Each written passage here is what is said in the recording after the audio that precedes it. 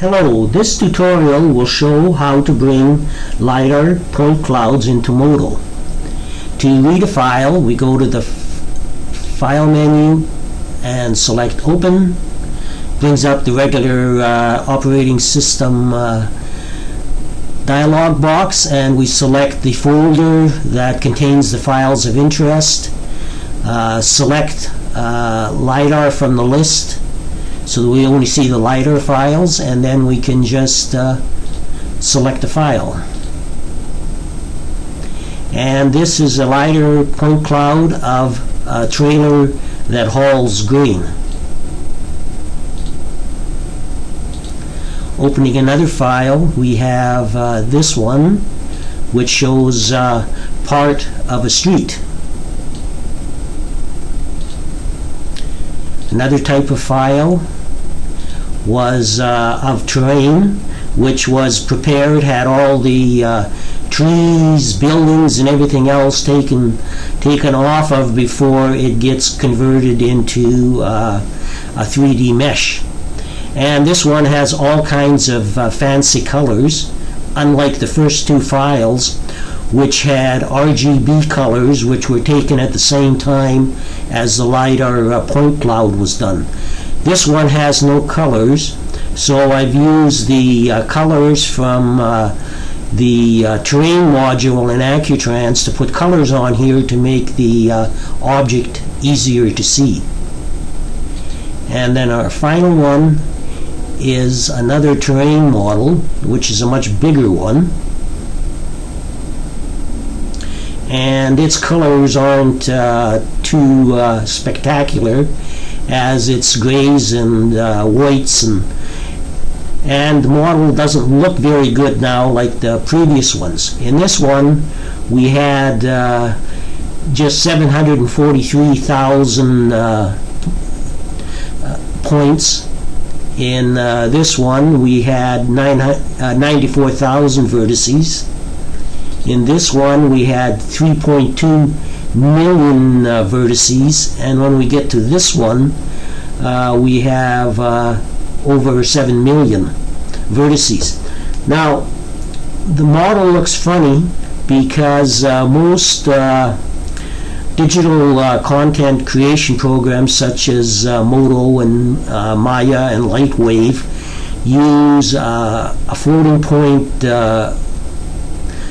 variable that we call a float, and CAD programs in AccuTrans use one that's called a double, which can take and store objects further away from the origin and still have small detail in it. And when you have a float, that gets lost. And even though the vertices are stored as doubles, the graphic card is only displaying them as floats, so it looks like this. And if I sent this off into MODO, it would look exactly like this, which doesn't look right. So I'm going to go to the Tools, Adjust Object menu, and if we look here, if we go on the x-axis, we can see that we are 1,310 kilometers away from the origin, as this LiDAR map was done in meters, and so that's too far away for a float. So if I take and click this button, we'll center the model around the X, Y, and Z axis, and our widths, depths, and height didn't change, but our model is now at the origin, and you can see it looks much better. And if I zoom in, we can see that what kind of detail it has, and so forth. So now, the problem is with moving a file over to MODO is we have a color per vertex here, and MODO does not support that on point clouds. So to output, we'll go, before we output, what we have to do is scale. You might have to scale the model. For this model, it was in meters. The MODO stores everything as meters in its LXO file, And if you had to scale the model from something else to meters, you could click on the Calculate Scale button, select which axis you want, and you get the size that's on that axis. Here we have 63.6, and if I wanted that size to be, say, 22 instead, I could just put in that number, hit Calculate, and we get a scale factor, say OK, and that scale factor appears here, and I would click the Scale button, and the model would be scaled. I can also click the Units button, and if the LiDAR unit was working in feet instead of in meters, I could just select the scale factor changes according to what I select. I could just select feet, export units as meters, and it gives me a scale factor of 0.3048.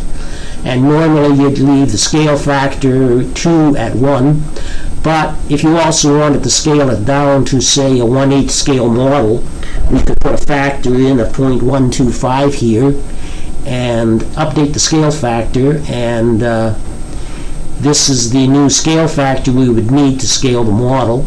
Put that in and hit scale, and the model would be scaled to the right size.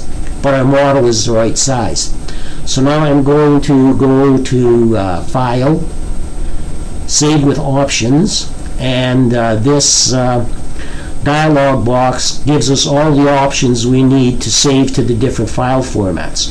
We select the file we need here, and if we want MODO, but if I wanted to, say, go to a VRML file, then I'd select that, and the what can be saved to the file changes in the flags group of controls. And for VRML, we get a second window up here to set some other points, and this window stayed the same. So I'll go back to MODO, and okay, so now we have just checking, we have the scale factor set at 1 for an output scale factor, and that's what we wanted because our model is already at the same size. Now we have, I'm going to click some buttons off here. Now, if you were saving 3D mesh with the color per vertex on it, we would have to check this checkbox, and with this checkbox unchecked, a point cloud would not be saved to the MODO file. But what I'm going to do is select point cloud, and then do a save. And I already have a directory set up, and I'll just change the name slightly, and I'll put an A after the name and do a save on that. Now this is going to give us all the points saved in one item in MODO, which would mean everything is all the same color and we wouldn't see these colors. So now I'm going to click V-Color Divide, which works with point cloud, and now the colors will be matched up to a 256 color palette, and a certain number of items will all be saved to match up with this point cloud. So I'll do a save and come down here and change the name again.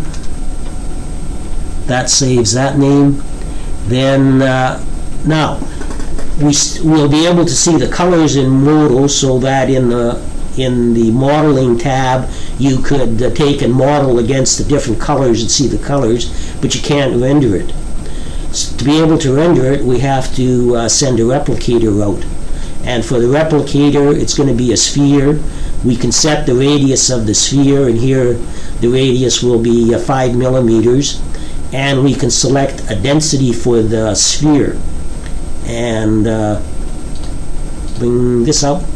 Okay, I'm using a routine that's made up for taking primitive spheres from VRML and turning them into a polygon object. So if you have set the density to 0, you're going to actually get 12 triangles, which will be a cube. And then we start forming the sphere with the other ones. And so if I took a density of 4, we would have 128 triangles in the sphere.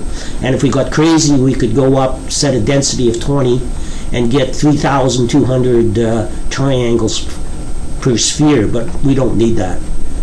So close that down. We'll go back to here. So I've got 4 and 5, and I'll save the model. Okay, so we have 3 LXO files ready to be loaded into Lightwave.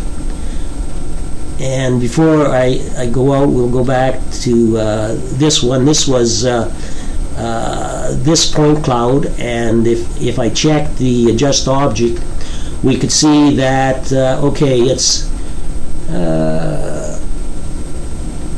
it's reasonably well close. We could take and center it if we wanted to see what would happen, and it doesn't change much. And if we check the others, we can see that here's this building. I can go back to adjust object, and it's close to the origin, so no problem. But what I'm going to do is center it at the X and Y axis with the lowest point at the on the ground plane, and then we can rotate the object around and set it. And I'm going to take and set it at that angle and hit use display rotation, so the front view is now like that. And I'll go back here to options, and I'm going to take and we'll make this radius 0.1, and I'll do a save, and we'll save it to the file. Okay, then we'll go to this one. Here is our grain bin. Again, we'll go back to the adjust object, and again we're close to the origin, and I want to be on I'll leave that, and I'll just go to snap to ground, so the lowest point is at ground level.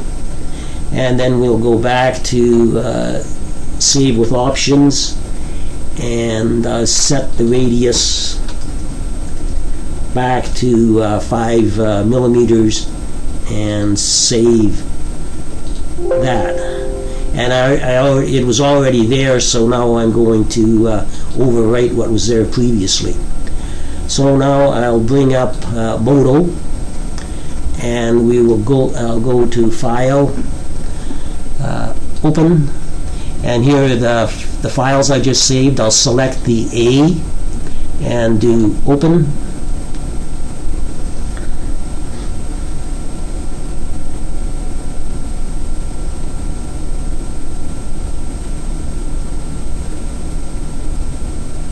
It takes a while, and as you increase the number of vertices being saved, its MODO will get very slow.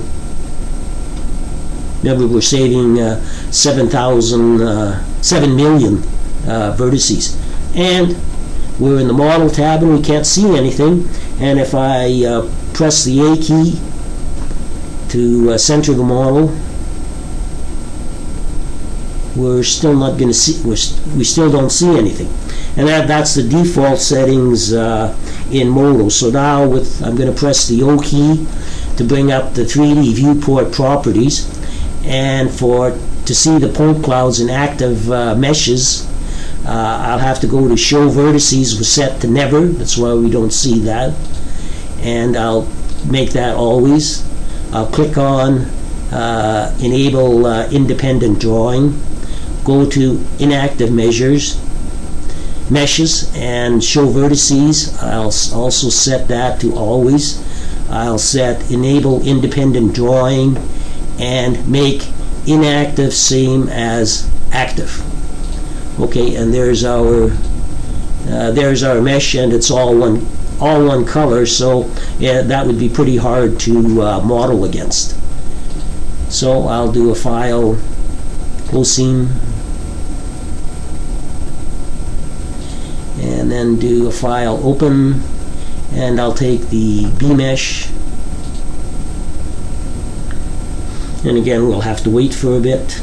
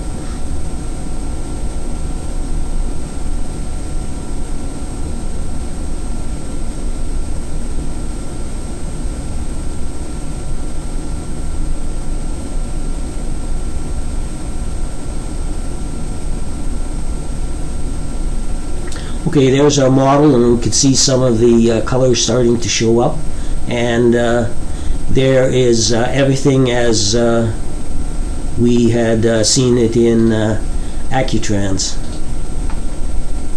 Going back again. Okay, there's our model there, and going back to MODO. There we're using the replicators. And no, I'm not on the replicators. I'm just on the. That's just on the straight colors, and everything is all the various items are all put in a layer, so it's quite compact.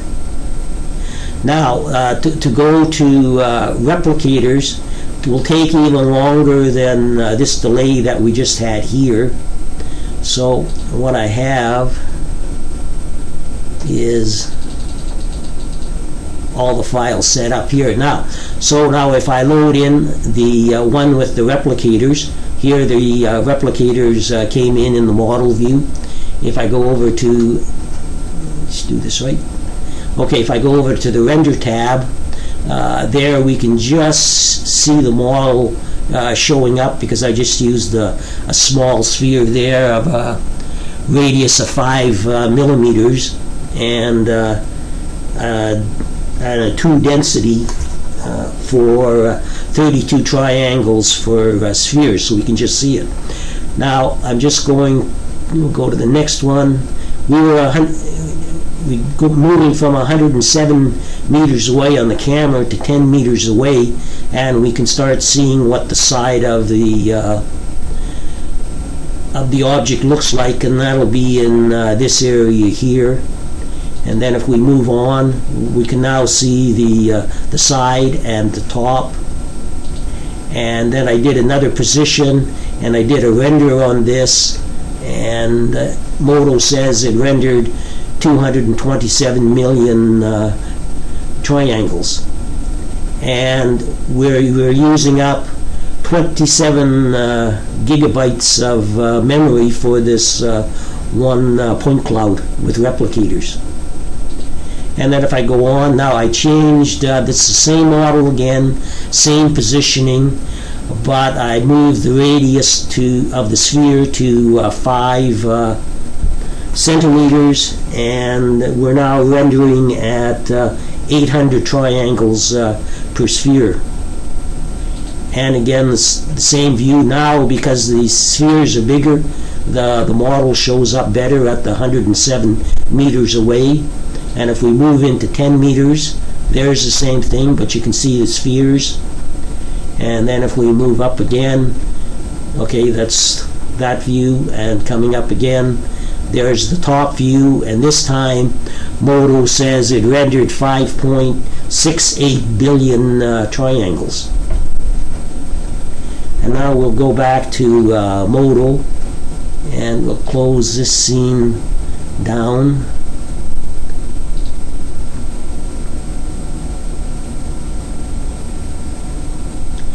Okay, then I'll do a file open. Okay, now here's the grain bin that we did.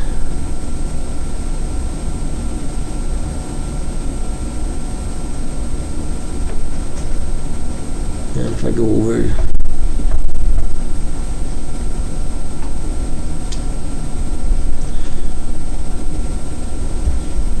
and I go over to the render tab, there's our model there, do a render.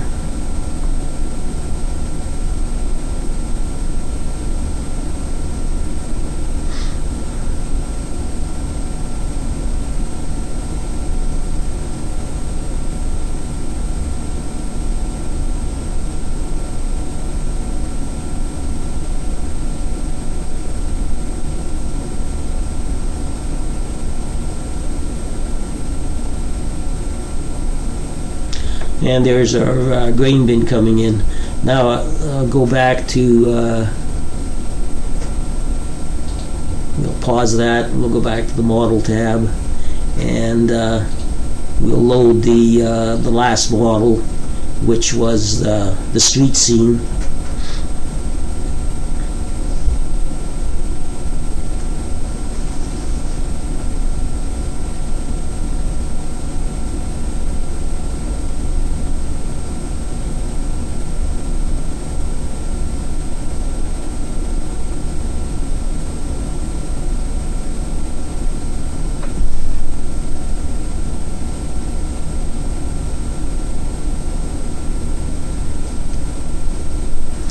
And there's our street scene. So that's all you have to do to get a point cloud into MODO. And if you want to convert the point cloud into a 3D mesh, you're going to have to use other software such as the free Cloud Compare software. That completes this tutorial. Goodbye.